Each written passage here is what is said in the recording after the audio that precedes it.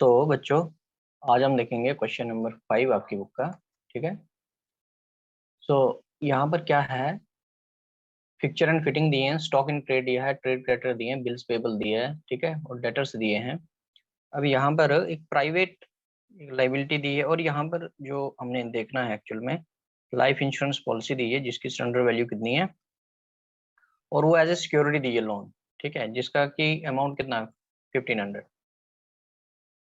Policy की value कितनी है 2000, और सिक्योरिटी जो लोन है वो कितना है 1500। ठीक है, तो ये आपके एक तरह से क्या हो गए, फुली सिक्योर क्रेडिटर्स। क्या हो गए ये, fully secure creditor as per list B.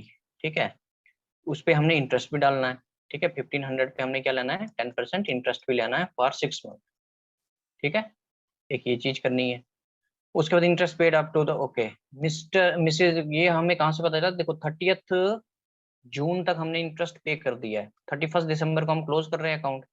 तो इसका मतलब क्या हुआ कि जून से लेके 31 दिसंबर का 6 मंथ बने, तो 6 मंथ का इंटरेस्ट लगाना हमने। फिर Mrs Sattaram gave jewellery value at rupees इतना टू द ऑफिशियल रिसीवर। ठीक है, तो ये भी एक तरह से एसेट है आपकी। Official receiver completed certain pending transaction and resulted in profit of rupees 2000। ठीक है, कोई पेंडिंग ट्रांजेक्शन सा जिससे कि प्रॉफिट हुआ, तो ये आपका किस साइड आएगा, एसेट साइड। ये भी हमने एसेट्स में लिखना, प्रॉपर्टी में लिखना। There is a creditor of rupees 100 include in trade creditor which do not rank for dividend. ठीक है, 100 रुपीज है कहाँ पर, ट्रेड क्रेडिटर्स में। ये जो क्रेडिटर है हमारे 7940 में से माइनस कर देना 100 रुपीज। ठीक है, इनको हमने, अभी हमारे क्रेडिटर नहीं रहे। ठीक है, so income tax due is amounted rupees इतना। ये जो है 1540, this is your preferential creditor as per list D. ठीक है, सो ये क्वेश्चन है आपका। इसमें एक ही चीज जो नई है आपने जो सीखनी है वो ये लाइफ इंश्योरेंस पॉलिसी और प्राइवेट एसेट्स और प्राइवेट लाइबिलिटीज। ठीक है, डेफिशिएंसी अकाउंट में जो हम कैलकुलेट करेंगे। सो देख लेते हैं इसको कैसे करना क्वेश्चन को।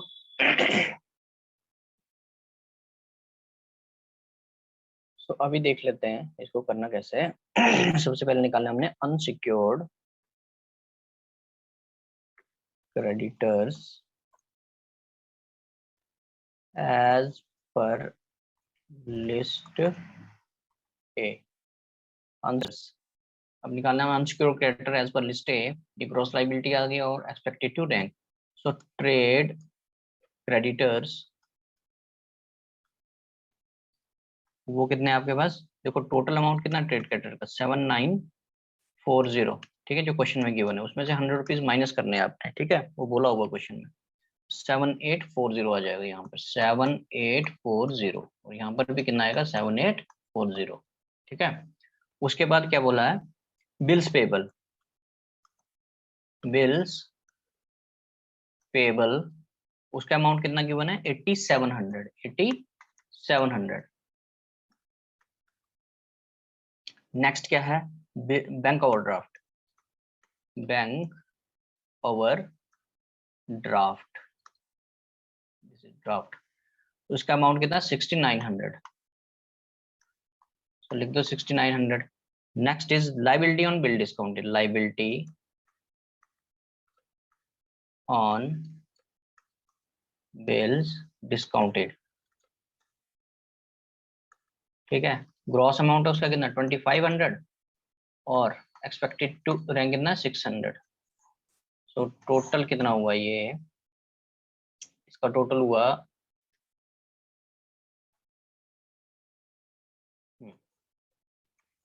इसका टोटल आता है आपके पास 25940। ठीक है, और इसका टोटल आ गया आपके पास 24040। ठीक है, तो ये निकल गया आपके unsecured creditor as per list A. ठीक है, ये ग्रॉस लाइबिलिटी में लिखेंगे और ये एक्सपेक्टेड टू रैंक कॉलम में।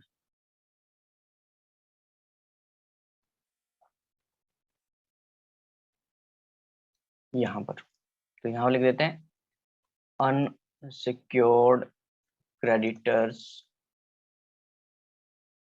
As per list A. Amount कितना है 24040। ठीक है, और यहाँ पर कितना है 25940। ठीक है, उसके बाद आता है हमारे पास your fully secured creditors as per list B, ठीक है। अब हमने ये कैलकुलेट करना है।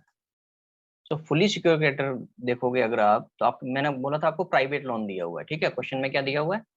प्राइवेट लोन, ठीक है। अच्छा ये क्या है?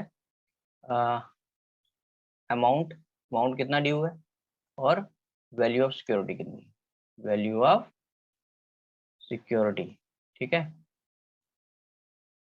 तो बेटा अमाउंट कितना दिया आपके पास? अमाउंट दिया है 1500, इनर कॉलम लिखेंगे इसको। ये 1500 दिया, add interest at the rate of 10%, ठीक है। तो 6 मंथ का इंटरेस्ट हमने निकालना है,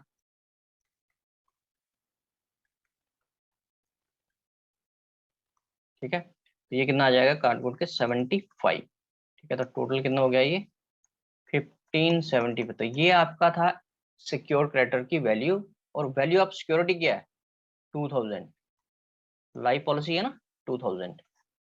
तो ये क्या आ गया आपका amount of fully secured creditors, ठीक है।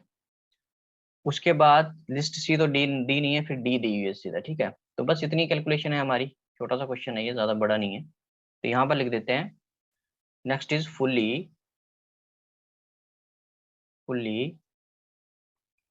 secured creditors as per list B।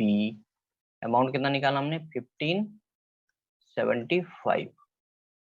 उसके बाद डिडक्ट, यहाँ लिख दो लेस वैल्यू ऑफ सिक्योरिटी।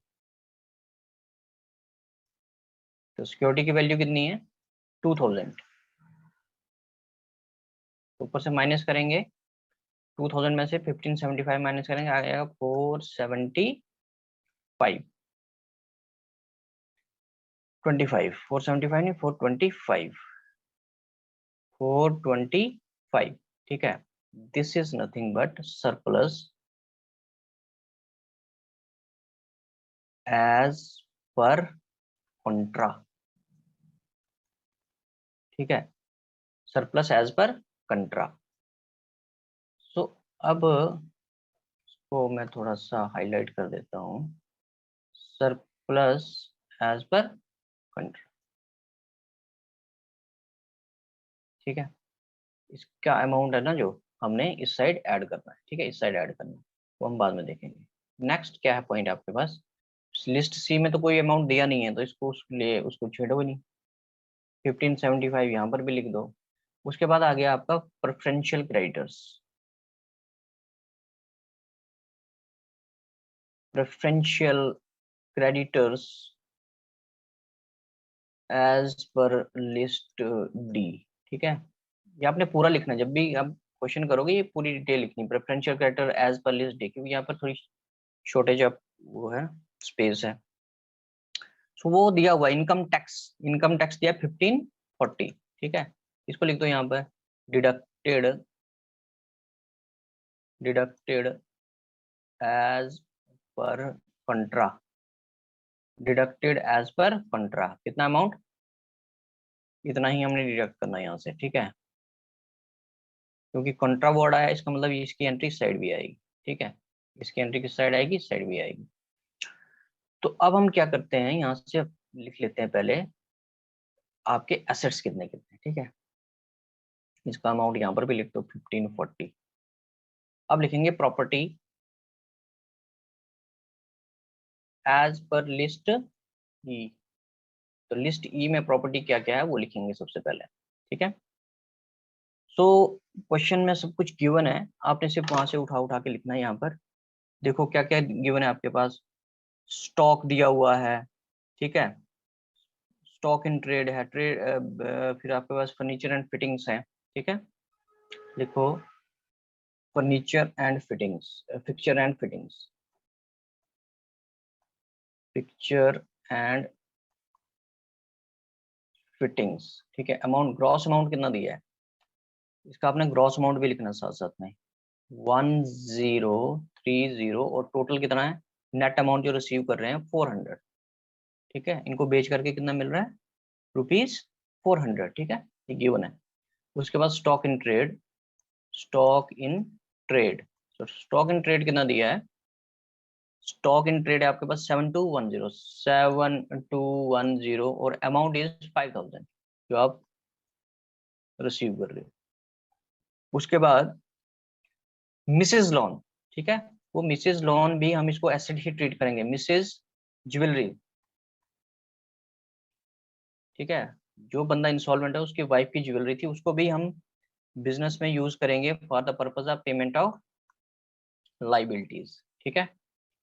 उसके बाद आएगा आपका प्रॉफिट फ्रॉम, प्रॉफिट है ना, एक प्रॉफिट फ्रॉम, क्वेश्चन में गिवन है ये, profit from completing, profit from pending transaction, pending transaction, ठीक है। तो पेंडिंग ट्रांजैक्शन से कितना प्रॉफिट हुआ, ₹200, 200, ठीक है। सो ये था आपका। अब करेंगे हम बुक डेट। नेक्स्ट क्या पॉइंट है, book debt as per list F, ठीक है। तो ये लिखेंगे पहले, तो सबसे पहले आता है गुड, फिर डाउटफुल,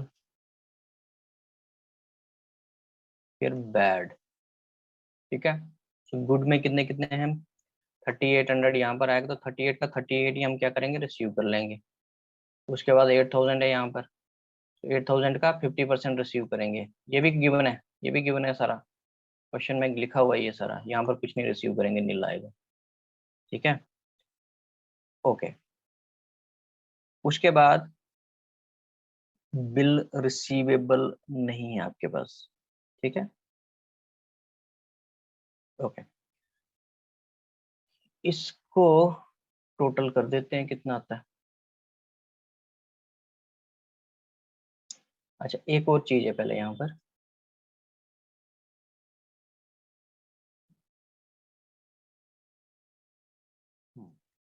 देखो मैंने बोला था ना ये वाला अमाउंट, ये वाला जो अमाउंट है सरप्लस एज पर कंट्रैक्ट, क्योंकि ये भी कहाँ पर ऐड होगा, एसेट्स में ऐड होगा, ठीक है। तो लिखो यहाँ पर ऐड सरप्लस एज पर कंट्रा, कंट्रा का मतलब ही होता है जिसकी एंट्री डबल साइड हो जाए। अमाउंट लिखेगा 425, इसको करो जी टोटल, अब इसको कर दो टोटल, ठीक है, दोनों साइड टोटल कर दो चाहे आप, ठीक है। यूज हमारा ये वाला होगा, ये वाला टोटल आता है आपका 15025, 15025, ठीक है।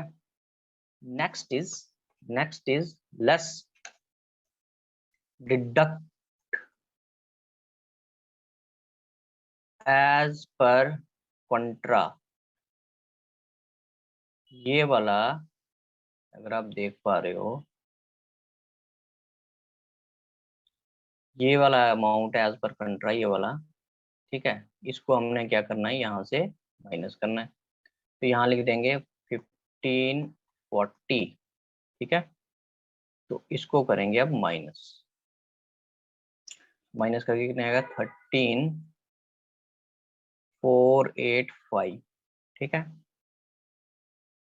उसके बाद नेक्स्ट इज इसका टोटल देख लेते हैं,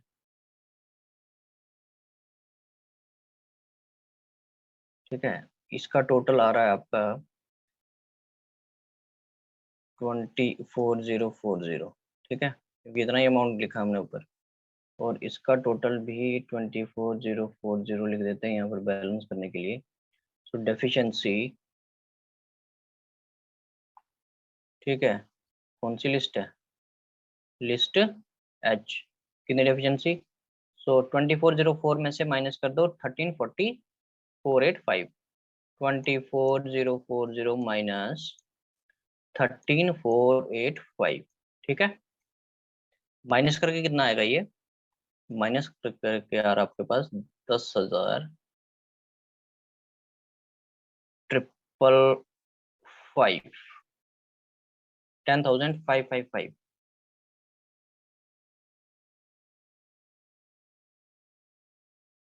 ठीक है, 10,555,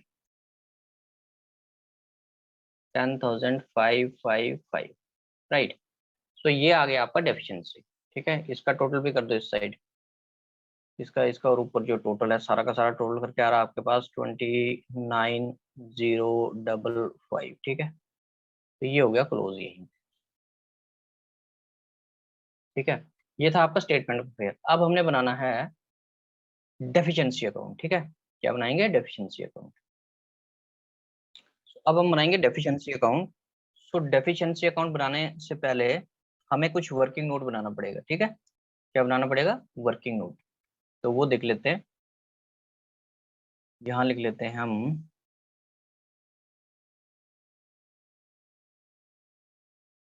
डेफिशिएंसी अकाउंट वर्किंग नोट। ठीक है, तो वर्किंग नोट में हमने क्या बनाना है? हमने कैलकुलेट करना है कैलकुलेशन ऑफ प्राइवेट एसेट्स। ठीक है, over private assets over private liabilities. ठीक है, प्राइवेट एसेट्स और प्राइवेट लाइबिलिटीज। तो देखो दो चीजें दी थी, एक तो आपको लाइफ पॉलिसी दी हुई थी। लाइफ पॉलिसी कितनी थी? उसका अमाउंट था 2,000। ठीक है, सीधा सीधा गिवन था आपको। उसके बाद मिसेज ज्वेलरी है, मिसेज ज्वेलरी। ठीक है, वो भी प्राइवेट ही है। ऑल्दो आपने पेमेंट की उसकी, आपने उसको उसमें ही लिखा, लेकिन है क्या वो? तो 1,200 ये आ गई। ठीक है, तो टोटल कितना हो गया? टोटल हो गया ये आपके पास 3,200। ठीक है, less liabilities, private less private liabilities. ठीक है, सो लेस प्राइवेट लाइबिलिटीज कितनी है? सबसे पहले प्राइवेट लोन वो कितना लिया हमने? हमने लिया था वो 1,500, 1,500 था वो। उसके ऊपर इंटरेस्ट भी था कुछ। ठीक है, वो हमने कैलकुलेट किया इंटरेस्ट ऊपर, वो आ गया 75। ठीक है, कैसे कैलकुलेट किया था? 1,500 इंटू 10% और 6 मंथ का। ठीक है, 6 मंथ का कैलकुलेट किया था हमने, तो 75 आ गया। उसके बाद एक और चीज, इनकम टैक्स। उसके बाद क्या है? Income tax. इनकम टैक्स क्या है? उसकी प्राइवेट, ठीक है, एक्सपेंसेस है, इनकम टैक्स पे कर रहा है वो। तो इन सब का टोटल कितना आ गया आपके पास? 3,115।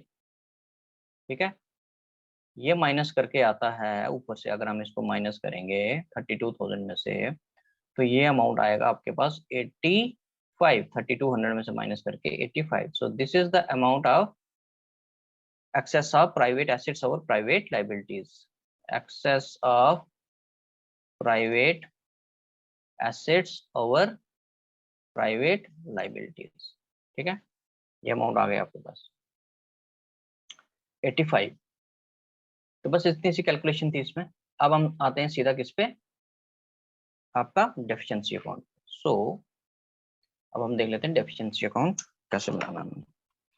तो सबसे पहले हम लिखेंगे यहाँ पर एक्स, ये है आपका deficiency account. Excess of private, excess of assets, private नहीं, एक्सेस ऑफ, क्योंकि ये कैपिटल आएगी आपके यहाँ पर सबसे पहले। ठीक है, excess of assets over liabilities. ठीक है, ब्रैकेट में लिख लो कैपिटल। ठीक है, तो कैपिटल गिवन है आपको क्वेश्चन में। ठीक है, कैपिटल गिवन है आपको क्वेश्चन में। कैपिटल आपको गिवन है लास्ट में 4,500, 4,500 लिख दो यहाँ पर।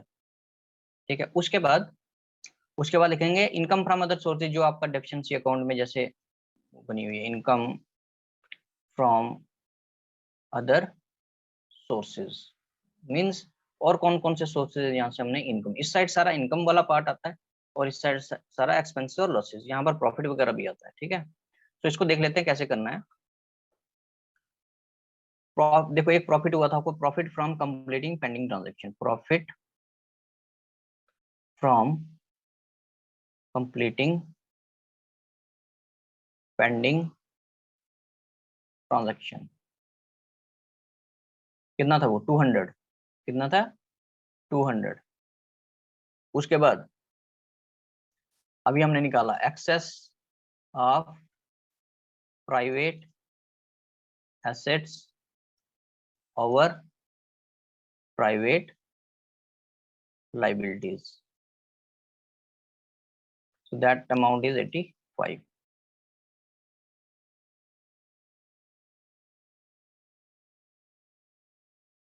That amount is 85, right? So next we have creditors not to rank for dividend, वो भी प्रॉफिट ही हुआ। creditors not to rank for dividend, ठीक है। ये प्रॉफिट कैसे हुआ कि आपके पास 100 रुपीज थे, 100 रुपये के जो क्रेडिटर थे उन्होंने, उनको हमने पेमेंट करनी ही नहीं, ठीक है। जो पेमेंट नहीं करनी इसका मतलब वो प्रॉफिट है आपके। उसके बाद लास्ट में क्या है, deficiency as per statement of affair and that amount is, वो हमने अभी निकाला 10,555, 10,555, राइट। सो ये हो गई एक चीज। नेक्स्ट इज, अब हमने यहाँ पर सारे एसेट्स वगैरह लिखे हैं जिन पे लॉसेस हुआ है, ठीक है। तो लॉस ऑन बुक डेट सबसे पहले क्या आएगा, लॉस ऑन, यही एक लॉस है, लॉस ऑन बुक डेट कितना है लिस्ट एफ में, टोटल अमाउंट कितना था, टोटल अमाउंट था बुक डेट का आपके पास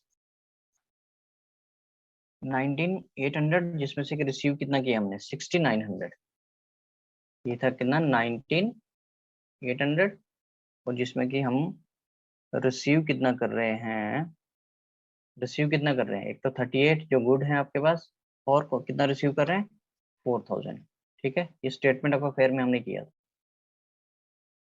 टोटल अमाउंट कितना था 19,800, इतना इतना रिसीव किया, बाकी जो बचेगा वो यहाँ पर आ जाएगा, उतना क्या हो गया आपके पास लॉस हो गया, उतना क्या हुआ लॉस हो गया। तो ये कितना आ जाएगा 4, 5, 7, 13, ठीक है। So this is 12,000. This is 12,000.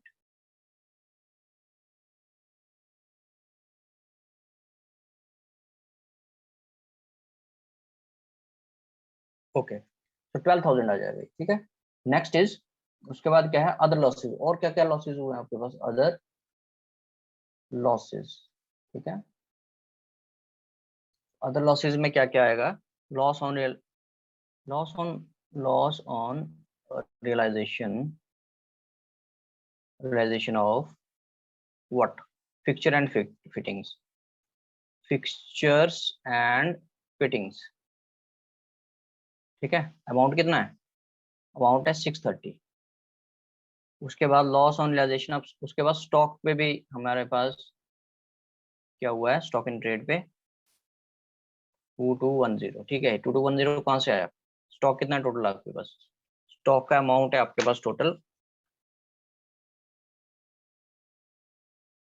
7210 minus 5,000, ठीक है, 567, ठीक है। उसके बाद फिक्चर एंड फिटिंग्स का अमाउंट कितना था टोटल, टोटल था 1030, और हमने रिसीव कितना किया 400, बाकी सारा लॉस हो गया, ठीक है। नेक्स्ट क्या है, नेक्स्ट क्या गिने, लॉस ऑन रियलाइजेशन हो गया। उसके बाद bill discounted dishonoured, bills likely to be dishonoured and the amount is 600, ठीक है ना। ये जो है हमारा लॉसेज हो गया, ठीक है। अब देख लेते हैं टोटल कितना है, और इसका टोटल देख लेते हैं। अब ये दोनों साइड का टोटल आपस में मैच करना चाहिए, 14, ठीक है। सो ये टोटल अमाउंट आ गया कितना आपके पास 15,440, ठीक है। इसका भी कितना है 15,440, 440, ठीक है। तो ये दोनों साइड का अमाउंट आपका मैच होगा, ठीक है। तो ये था आपका डेफिशिएंसी अकाउंट, ठीक है।